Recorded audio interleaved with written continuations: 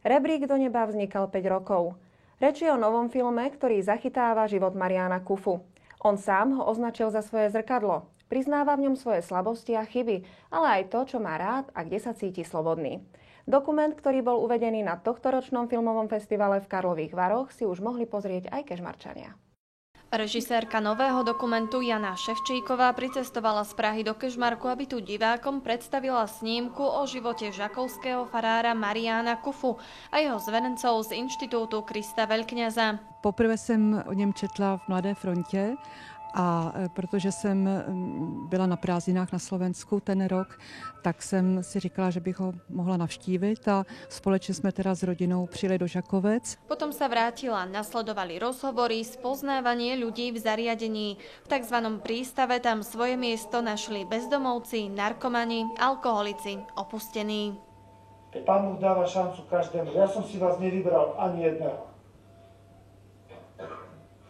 Pán Boh mi vás vybral.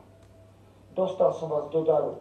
To jsou fantastickí lidi a já si myslím, že ty lidi mají v sobě tolik, co nemají jako někteří intelektuálové. Bezdomovci, narkomani, alkoholici postavili toto tu. Bez obuškov, bez pištoli, hej, čo si postavili. Toto vidím zázrak.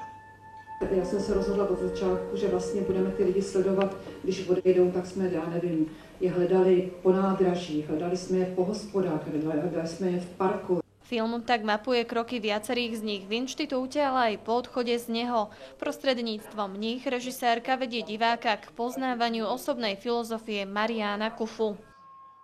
Ja hovorím, že nám Pán Boh dal takú milosť, že môžeme pomáhať chudobným. Ty lidi tam pracují 24 hodin i víc a když máte sociální zařízení, tak prostě tam je nějaká pracovní doba. Tady se prostě dělalo od rána do večera, pak zase od rána do večera, pak zase od rána do večera. Som povedal, Pane Bože, keď Ty si mi zachránil život, ja Ti ho vrátim naspäť a posvetený. A budem sa tým venovať, ktorí to najviac potrebujú. Viem, že som podpísal biankošek, hej, v duchu, a Pán Boh dopíše, kde to bude, ako dlho, s kým. Svätá Mária, Matka Božia, pros za nás hriešných, teraz i v hodinu.